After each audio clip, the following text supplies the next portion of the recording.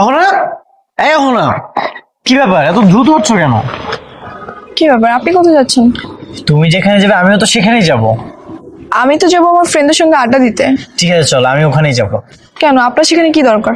আমার দেখতে হবে না আমার বউ কাদের সাথে আড্ডা দেয়, তার বন্ধু বান্ধব গুলো কেমন। সবকিছু যাচাই বাছাই ছাড়া তো আমি তোমাকে বিয়ে করবো না। সবকিছু যাচাই বাছাই করেই আমি তোমাকে বিয়ে করবো, তারপর আমি সিদ্ধান্ত নিব। হ্যাঁ, তা আমিও তো আপনাকে বিয়ে করব, তাই বলে তো আমি আপনার ফ্রেন্ডদের দেখতে যাচ্ছি না। ঠিক আছে তাহলে চলো গ্রামে যাই, সেখানে গিয়ে আমার বন্ধুদের সাথে তোমাকে পরিচয় করে দিই। আর দেখা যাবে যে আমার বন্ধুগুলো মাঠে ঘাটে কাজ করতেছে। যাবে? না থাক, কোনো দরকার নেই। কিন্তু আমার তো দরকার আছে, তোমার বন্ধুগুলো কেমন সেটা তো আমার দেখতে হবে। চলো।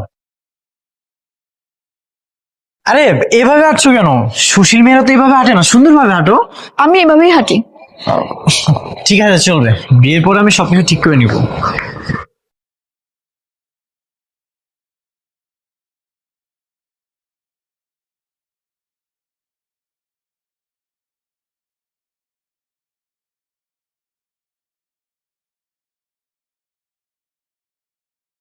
কি মামা, এই মালটা কি? আর এইভাবে আমাদের দিকে কি দেখে? আমার ফিয়ান্সি। এই লুঙ্গি ম্যান তোর ফিয়ান্সি? কোন জঙ্গল থেকে আনছিস রে? অনেক কাহিনী, পরে বলবো সবকিছু। এরাই কি তোমার বন্ধু? হ্যাঁ। এরা তোমার কিভাবে বন্ধু হয়? তোমার বন্ধু হবে তো মেয়েরা, এরা কি মেয়ে? এই কি বলেন আপনি? আমরা ছেলে মানুষ। হ্যাঁ, আমাদের দেখে কি মেয়ে মনে হয় নাকি? আমার না একটা কথা মাথায় আসতেছে না, তোমরা দুইজন পোলা মানুষ একটা মেয়ের সাথে কি করতেছো? এই পাড়ার বাবাটা এত তোমরা ধরো নেক্সট টাইম থেকে অহনার সাথে না দেখি। ওঠ! এক্সকিউজ মি, আপনি না একদম লিমিট ক্রস করবেন না। বন্ধুদের মধ্যে কোনো ছেলে মেয়ে হয় না, ছেলেরাও বন্ধু হয়, মেয়েরাও বন্ধু হয়। অসম্ভব, একটা মেয়ে মানুষের কখনোই ছেলের বন্ধু থাকা যাবে না। আমার গ্রামের মমিন কাকা কইছে, যখন একটা মাইয়া মানুষের ছেলে বন্ধু হয়ে যাবো তখনই শয়তানের আনাগোনা শুরু হয়ে যায়। এই তোরা এখনো বসে আসছ কেন? ওঠ যা। কি ব্যাপার, তোকে উঠতে গেলাম, তোরা এখনো বসে আসছ? ওঠ যা। না, খুব বেশি হয়ে যাচ্ছে কিন্তু।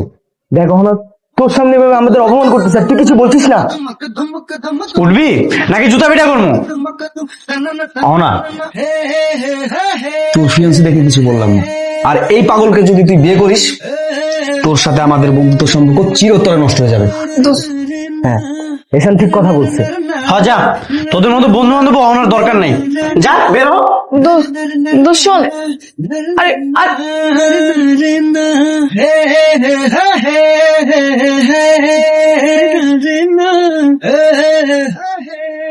এই মেয়ে, এই দাঁড়াও, রাগ করে চলে যেতেছো কেন? তোমার বান্ধবীদেরকে ডাকো, তাদের সাথে আমি পরিচয় হই। যতই হোক আমি তো তাদের দুলা ভাই, তাই না? আপনি আজকে যা যা করলেন না, এতে আমার সহ্যের সীমা একদম শেষ হয়ে গেছে। আপনার জন্য সব লতা পাতাই ঠিক আছে, আপনি ওকে গিয়ে বিয়ে করুন, আমার পিছন পিছন একদম আসবেন না। আমি তো এমনি এমনি আসিনি, তোমার বাবাই আমাকে পছন্দ করেছে আর এই জন্য এসেছে। না হলে তোমার মতো এমন মেয়ে রূপে ছেলেকে কে বিয়ে করতো?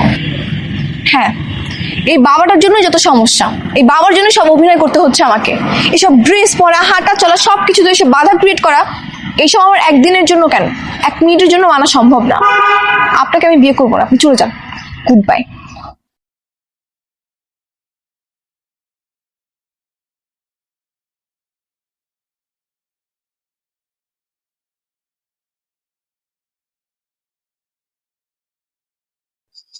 কি ব্যাপার, কতক্ষণ হয়ে গেল এখনো খবর নাই? তুমি আসছো, এত দেরি করে আসলা তুমি? হ্যাঁ, তাছাড়া 2 দিন যাবো তো তোমার কোনো খোঁজ খবর নাই। কোথায় ছিল এই 2 দিন তুমি? ঝামেলা ছিলাম। ঝামেলা ছিল মানে? কি ব্যাপার, কি হয়েছে? সেসব পরে বলবো, আগে বলো তো, তুমি কি সত্যি আমাকে ভালোবাসো? এটা কোনো কথা বললে? হ্যাঁ, ভালোবাসি মানে অনেক বেশি ভালোবাসি আমি তোমাকে। আমাকে বিয়ে করতে পারবা? অবশ্যই বিয়ে করবো, তোমাকে এত ভালোবাসি, বিয়ে করবো না? বিয়ে তো করতেই হবে। আমার কিন্তু কোনো প্রপার্টি নেই। কোনো সমস্যাই নেই। নেই মানে? প্রপার্টি নেই মানে কি? তুমি না বলেছিলা তোমাদের গ্রামে 107 বিঘার জমি আছে? ছিল, এখন নেই। এখন নেই মানে কি? তাহলে সেগুলো কি হয়েছে? বাবা সেইগুলো সবকিছু অন্য একটা ছেলের নামে লিখে দিয়ে গেছে। ও মাই গড, কি বলছো এগুলা? তুমি এগুলো জেনে এখনো চুপ করে আছো? চুপ করে কোথায় ছিলাম, এই 2 দিন এসব নিয়ে ব্যস্ত ছিলাম। মামা প্ল্যানিং দিচ্ছিল ওই ছেলেকে বিয়ে করতে, বিয়ে করার পরে সব সম্পত্তি আমার নামে লিখে নিব, তারপর ডিভোর্স দিয়ে দিব। তাহলে বসে আছো কেন? বিয়েটা করে ফেলো। তুমি কি বলতেছো? তুমি আমার বয়ফ্রেন্ড হয়ে বলতেছো আরেকটা ছেলেকে বিয়ে করতে? তোমার খারাপ লাগবে না? না, খারাপ লাগবে না। আর হ্যাঁ, বলতেছি, কারণ তোমার বেচলে তো 2 টাকাও পাওয়া যাবে না। তুমি জানো ওই সম্পত্তির কত টাকা, কত মূল্য? প্রায় কয়েক কোটি টাকা। সারা জীবন বসে বসে পায়ের উপর পা তুলে খেতে পারবে। তুমি কি চাচ্ছ? আমি চাই তুমি ওই ছেলেটাকে বিয়ে করো। ওই ছেলেটাকে বিয়ে করে পটিয়ে পাঠিয়ে ওই সম্পত্তিগুলো তোমার নামে লিখে নাও। এটা কথা মাথায় রেখো। টাকার উপরে আর কিছু নেই, টাকাই হলো সর্বশক্তির, সর্বসুখের মূল, বুঝতে পারছো?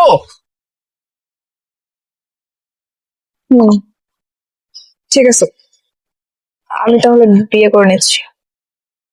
তাই করো, তারপর আমি তো আছি, কোনো সমস্যা নেই। তুমি শুধু আমার আর আমি তোমার, শুধু সম্পত্তিগুলো তুমি তোমার নামে লিখে নাও, ওকে? তারপর আমরা না হয় কোথাও পালিয়ে গিয়ে বিয়েটা করে নেব, কি বলো? চলো এই দিকটায় বসি, আসো।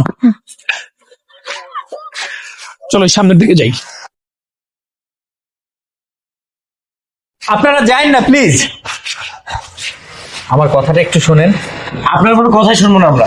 আবার চলো ভাই, এর থেকে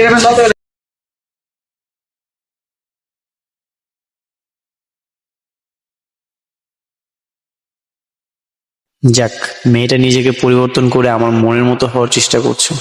যতটা খারাপ ভেবেছিলাম ততটা খারাপ নয়।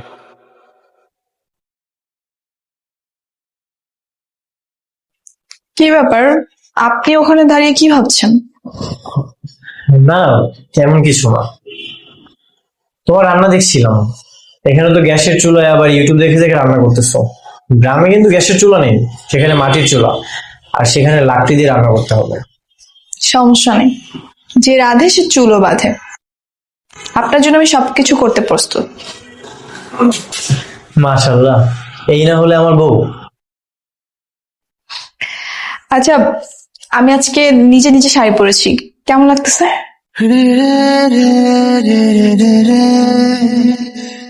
দারুণ লাগছে, একদম পরীর মতো। আরে আরে, লজ্জা পায় দেখি। কে বলেছে শহরের মেয়েরা লজ্জা পায় না? এই যে আমার লজ্জাবতী বউ। আমি যে কি জিনিস সেটা বিয়ের পরে টের পাবি। কি ভাবছো? না না, কিছু ভাবছি না। আচ্ছা, বিয়ের পর তো আমি আপনার সব কথা শুনবো, আপনি কি আমার সব কথা শুনবেন না? অবশ্যই শুনবো। আচ্ছা, আপনি তো লেখাপড়া মনে হয় করেন নাই, তাই না? না। ভালোই করেছেন, এত লেখাপড়া করে আর কি হবে? হ্যাঁ সেটাই। আচ্ছা, তোমার মামা কোথায়? তোমার মামাকে যে কোথাও দেখছি না। মামা তো কাজী অফিসে গিয়েছে কাজী আনতে। আজকে রাত্রেই তো আপনার আর আমার বিয়ে।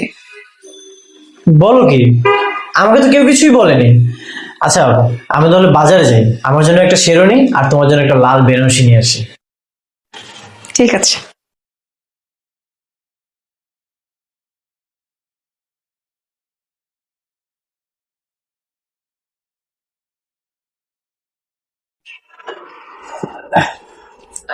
ভাই সাহেব, ওদের বিয়ের পর আমরা চাচ্ছিলাম যে মধু আমাদের সাথে কিছু দিনের জন্য থেকে যায়, তারপর না হয় গ্রামের বাড়ি যাবে। আমি কেন আপনাদের বাসায় থাকবো? আমি তো ঘর জামাই হিসেবে থাকবো না। না না, ঘর জামাই কেন থাকবে? বললাম যে কয়েকটা দিন আমাদের এখানে থাকবে, তারপরে আমাদের কাজটা হলে তুমি তোমার মতো চলে যাবে। আপনাদের কাজ মানে? তো কি বলে উল্টা না, আমাদের কাজ বলতে ওই রকম কিছু না, বললাম যে কয়েকটা দিন ঘর জামাই থাকবে, মানে জামাই আদর আছে না, এই আর কি। ও আচ্ছা আচ্ছা, তাহলে তো কোনো সমস্যা নাই।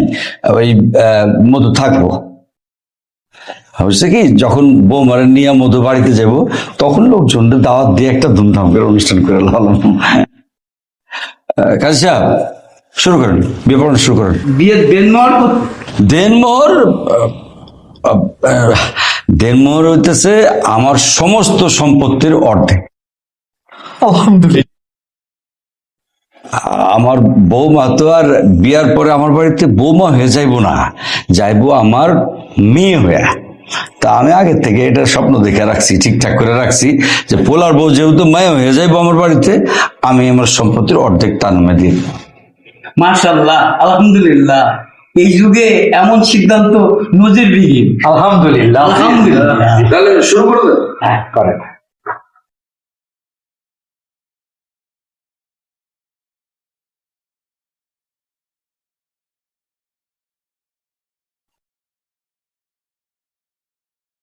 Stop this marriage.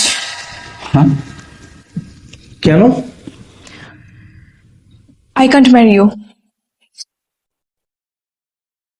Please, excuse me. Wait. What's wrong with me, Ahuna? Am I poor? Am I village coward? That's why. That's why তুমি এই বিয়েটা করতেছো না? তুমি লেখাপড়া জানো?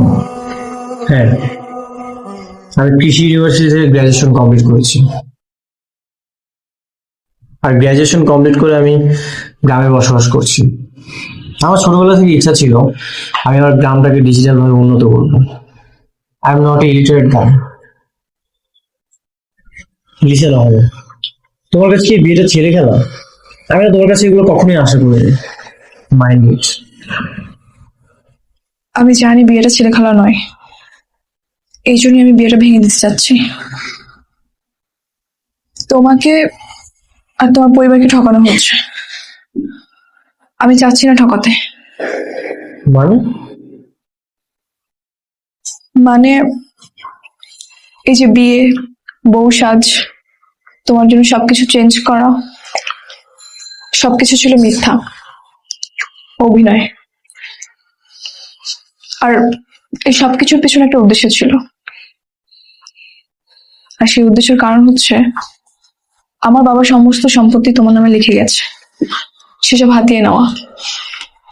তাই আমি, মামা আর মামিনের প্ল্যানিং করেছি তোমাকে বিয়ে করব, তারপর সবকিছু নিজের নামে করে নিব তোমাকে না জানিয়ে। কিন্তু আঙ্কেলের কথা শুনে এখন আমার মন সায় দিচ্ছে না। আমি পারবো না তোমাকে ঠকাতে।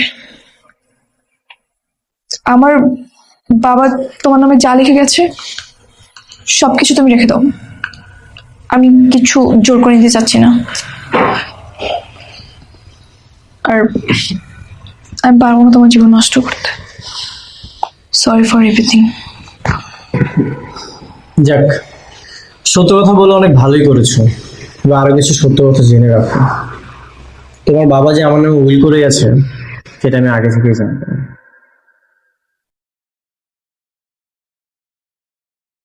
তোমাকে এতদিন এগুলো কেন বলেই জানো? কারণ আমি চেয়েছিলাম তোমার মধ্যে কিছু পরিবর্তন আসে।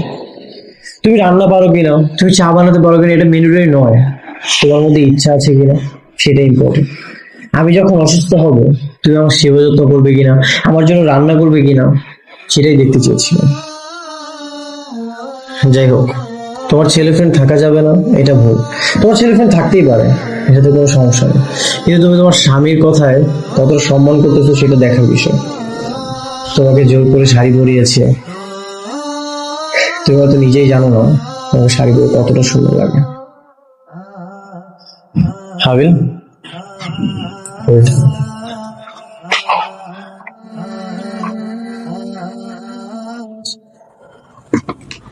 this is for you.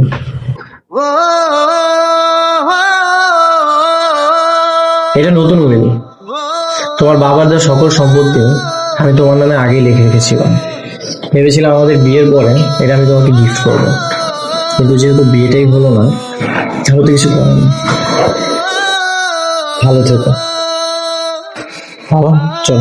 আয়, এই সবাই আয়।